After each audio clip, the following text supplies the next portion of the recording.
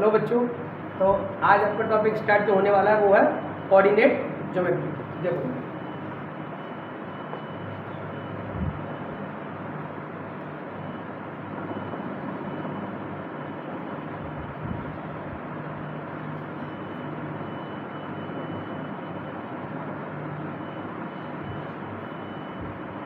इसमें आप कुछ फॉर्मूले सीखने वाले हो, ठीक है, जैसे distance formula, section formula, mid point formula, ठीक है। कॉन्सेप्ट फर्स्ट,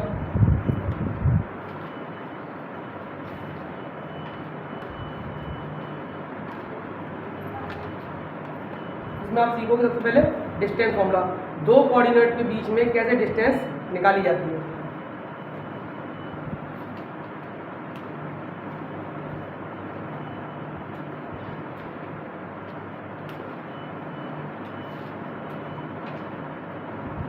मान के चलिए ये कोई पॉइंट है P, इसके कोऑर्डिनेट है आपके x1, y1, और ये कोई दूसरा पॉइंट है Q, इसके कोऑर्डिनेट दे रखे हैं आपको x2, y2। तो यहाँ आपसे डिस्टेंस पूछता है PQ की, इसके डिस्टेंस पूछेगा PQ की। फॉर्मूला क्या रहेगा? फॉर्मूला जो आपका रहेगा देखिए, PQ is equal to under root में इसमें से इसको घटाते हैं और उसका स्क्वायर करते हैं, जैसे x2 माइनस के x1 का whole square plus y2 minus y1 का होल स्क्वायर। क्लियर है? तो x2 माइनस x1 का whole square plus y2 minus y1 का होल स्क्वायर। अच्छा, इसी फॉर्मूले को आपकी बुक में इस लेवल से भी दिया गया है अंडर रूट में। आप दूसरे में से पहला घटा लो या फिर कभी कभी पहले में से भी दूसरा घटा सकते हैं। x1 माइनस के x2 का whole square plus y1 minus y2 का होल स्क्वायर। आप अपने अकॉर्डिंग फॉर्मूला लगाना हमेशा, जो आपको ठीक लग रहा हो। ये भी लगा सकते हो और ये भी लगा सकते हो। अच्छा, आंसर में फ़र्क क्यों नहीं आएगा? क्योंकि यहाँ स्क्वायर लगा हुआ है। माइनस अगर -1 का अगर स्क्वायर होगा तब भी +1 आएगा, और 1 पे स्क्वायर होगा तब भी +1 आएगा। ठीक, 2023 में बोर्ड में पूछा गया था क्वेश्चन,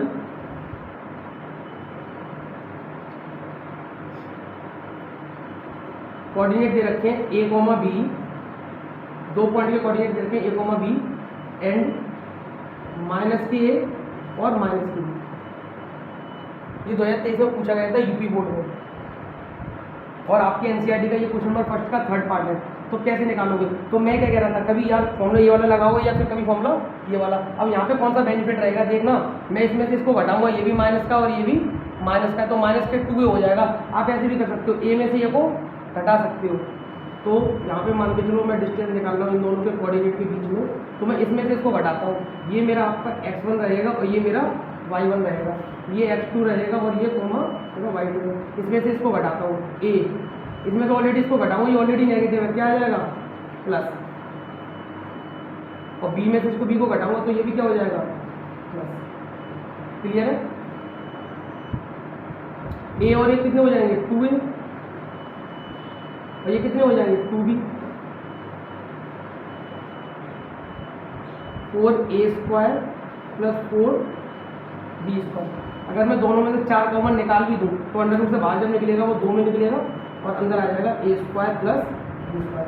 ये पहला कॉन्सेप्ट रहा, समझ में आ भी रहा होगा कि कॉन्सेप्ट में हमने डिस्टेंस फॉर्मूला सीखा है, और डिस्टेंस हम कोऑर्डिनेट के बीच में निकालते हैं। तो चाहे हम दूसरे में से पहला घटा लें या पहले में से दूसरा घटा लें, स्क्वायर लगाना मत भूल जाना। कभी कभी आपके बोर्ड लेवल से असर्शन रीजन में डिस्टेंस निकाल के दे देगा और फॉर्मूला लिख के देगा, कहेगा कि ये आपकी डिस्टेंस रही किसी की, मान लीजिए उसने 2 कोऑर्डिनेट दे दिए, ये डाल दिया उसने असर्शन में कि ये 2 कोऑर्डिनेट है, ये इसकी डिस्टेंस है, और क्या कहा उसने फिर कि ये उसका फॉर्मूला है। तो फॉर्मूला ये भी यूज़ कर सकता है, फॉर्मूला ये भी यूज़ कर सकता है। इसका मतलब ये नहीं है कि अगर ये वाला लिख दिए तो गलत है, नहीं, दोनों ही सही है, याद रखना। ठीक है, या असर्शन रीजन की व्याप्ति पूछा जा सकता है। क्लियर? अब सेकंड कॉन्सेप्ट जो रहेगा वो रहेगा कोलिनियर का। किसका रहेगा? कोलिनियर।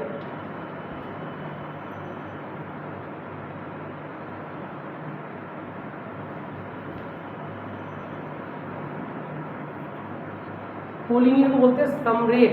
सम मतलब समान, और रेखा मतलब कोई लाइन, मतलब कोई बिंदु जो है 3 पॉइंट एक ही रेखा पर है ना, तो उसकी कंडीशन क्या बनती है देखिए। कॉन्सेप्ट सेकंड, और ये रहेगा कोलिनियर को।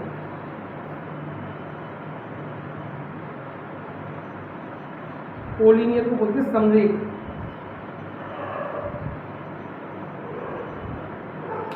जैसे ये कोई लाइन सेगमेंट है, ये कोई कोऑर्डिनेट होगा यहाँ पे, ये कोई बी होगा और ये कोई सी होगा, ए बी और सी। बोर्ड वाले आपको दे देने वाले है नहीं है, ये लाइन दे दी, क्या ये कोलिनियर है तो देख के बता दोगे, वो केवल पॉइंट देंगे आपको। क्या देंगे? पॉइंट। ये मान के चलो ए दे देंगे, इसकी कंडीशन दे देंगे x1 कॉमा y1, इसकी क्या दे देंगे x2 कॉमा y2, इसकी क्या दे देंगे x3 कॉमा y3। तो लाइन देख के तो पहचान लोगे कि हाँ ये कोलिनियर है, लेकिन फॉर्मूले बेस पे कैसे करोगे? इसकी कंडीशन होती है कि A B plus B C बराबर अगर ए सी आता है तो हाँ मेरी कंडीशन सेटिस्फाई है। जैसे अगर इतने पॉइंटों की दूरी प्लस इतने पॉइंटों की दूरी, इन दोनों की दूरी को अगर मैं जोड़ देता हूँ, है ना, और अगर वो ए सी के बराबर आ जाती है तो हाँ मेरे पॉइंट्स कोलिनियर होंगे। आया समझ में? ठीक है, तो 3 पॉइंट देंगे आप, पहले इन दोनों की निकालना, पहले दूसरे की, फिर दूसरे तीसरे की निकालना, फिर पहले और तीसरे की निकालना। तो वहाँ देखना पहला तीसरा जो होगा ना वो इन दोनों के सम के बराबर है। ये कोलिनियर का कॉन्सेप्ट है।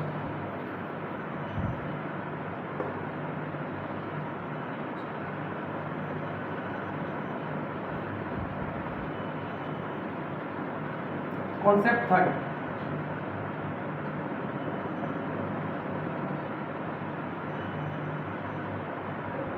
एक कॉन्सेप्ट अलग है इक्विडिस्टेंस का।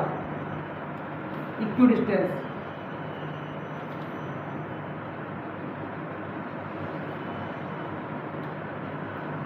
शब्द में ही मतलब छुपा हुआ। इक्वी मतलब इक्वल और डिस्टेंस मतलब दूरी। ठीक,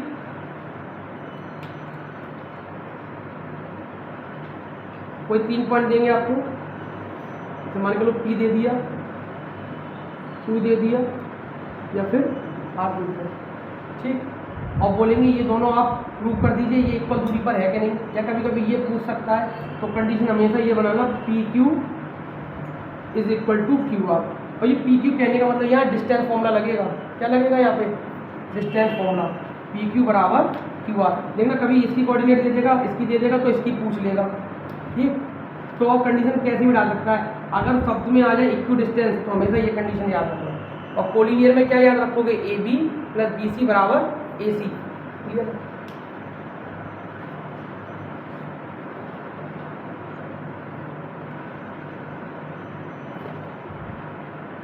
कॉन्सेप्ट 4,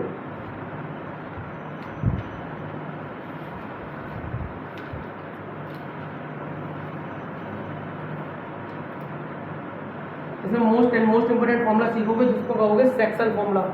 उसको खंड सूत्र भी कहा गया है, सेक्शन फॉर्मूला।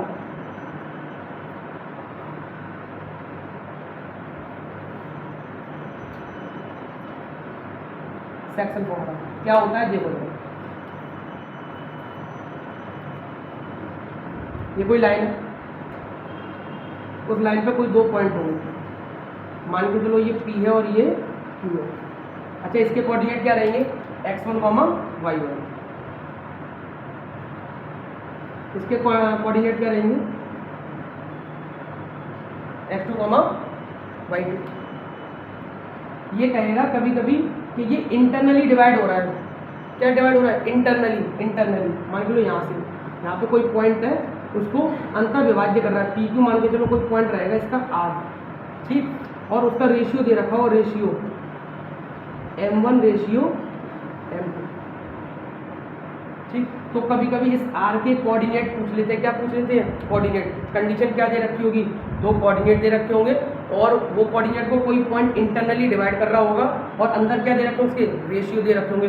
तो पूछेगा R के कोऑर्डिनेट बताओ। तो देखो फॉर्मूला आपका ये बनेगा यहाँ पे, coordinate of R, coordinate of R, coordinate R is equal to, formula बनेगा M1 x2 पहले वाली रेशियो का मल्टीप्लाई x2 से करना, m1 x2 प्लस के m2 x1 upon m1 plus के m2। ये r के x के कोऑर्डिनेट हो गए, जैसे r का कोऑर्डिनेट बनाया जाएगा यहाँ पे x, y, तो ये x का कोऑर्डिनेट हो गया क्योंकि पूरा x में चल रहा है, ठीक। अब y का देखो, m1 y2 प्लस के m2 y1 upon m1 plus के m2। आगे समझ लीजिए, एक्सटर्नली तो आपके सिलेबस से काट दिया है कि कोई पॉइंट एक्सटर्नली डिवाइडेड कर रहा है, वो नहीं आएगा क्वेश्चन, इंटरनली वाला आएगा। तो फॉर्मूला हमेशा याद रखना, m1 x2 प्लस के m2 x1 upon m1 plus के m2। रेशियो दे रखा होगा, कोऑर्डिनेट दे रखे होंगे, जो पॉइंट इसको इंटरनली डिवाइड कर रहा होगा उसके कोऑर्डिनेट पूछते हैं। अच्छा, कंडीशन कभी थोड़ी घुमा के पूछ लेते हैं कि इसके रेशियो देगा नहीं, इस बार पूछ लेगा, है ना, किस रेशियो में डिवाइडेड कर रहे हैं। अच्छा, अगर रेशियो पूछेगा तो इसका मतलब क्या देगा वो मुझे, कोऑर्डिनेट देगा, तो उस कोऑर्डिनेट को मैं यहाँ लिखूंगा और रेशियो को फिर मैं क्या मानूंगा, रेशियो को मानूंगा k:1, क्या मानूंगा, k:1, और बाद में कंपेयर करके मैं निकाल लूँगा।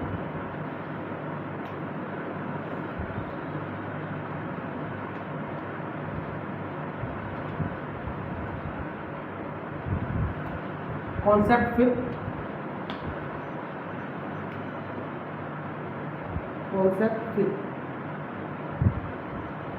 इसमें आप सीखोगे मिड पॉइंट फॉर्मूला। अच्छा, जहाँ शब्द मिड पॉइंट आ जाए, दो चीज़ों को याद रखना, एक तो सर्कल और एक पैरेललोग्राम।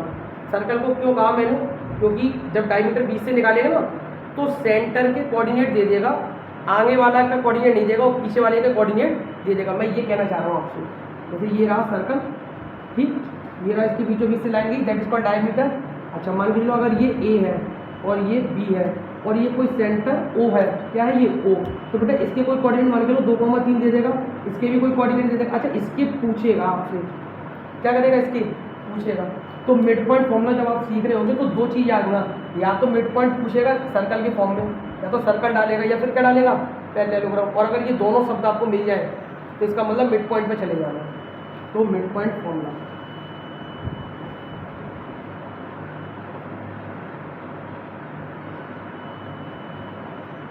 Mid point formula. अच्छा, फॉर्मूला एक्चुअली होता क्या है,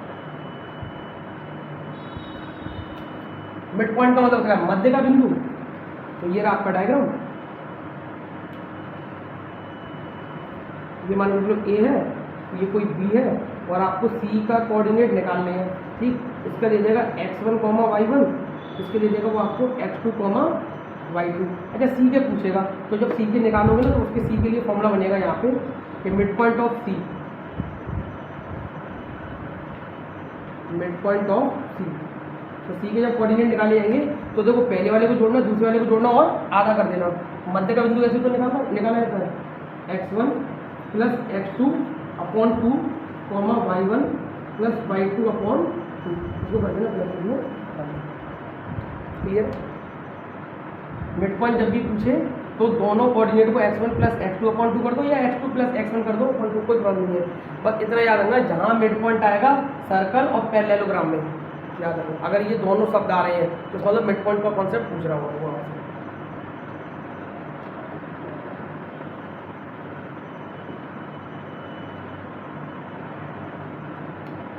कॉन्सेप्ट 6, अब कभी कभी वो दीजिएगा कि कोई लाइन 4 इक्वल पार्ट में बट रही है ना, कोई लाइन 2 इक्वल पार्ट में बट रही है, कोई लाइन 3 इक्वल पार्ट में बट रही है, तब कैसे करोगे। तो याद रखना,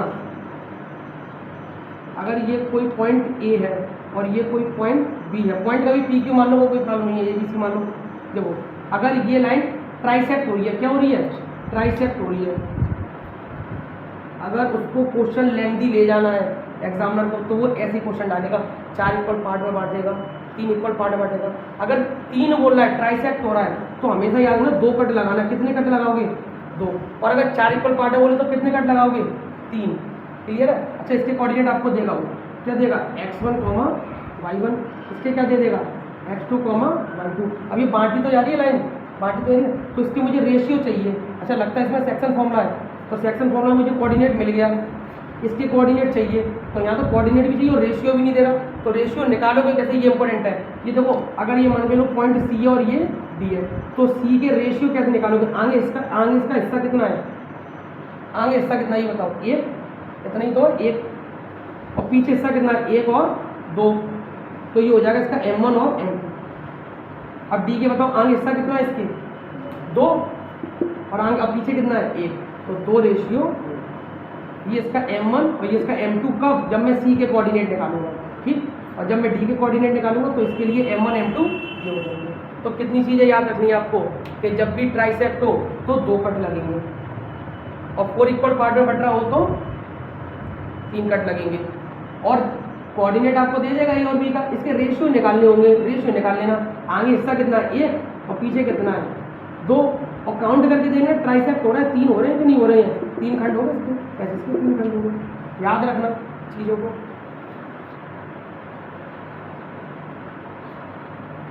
ये आपके सारे फॉर्मूले हुए कोऑर्डिनेट ज्योमेट्री के लिए। आज के लिए इतना ही रखते हैं।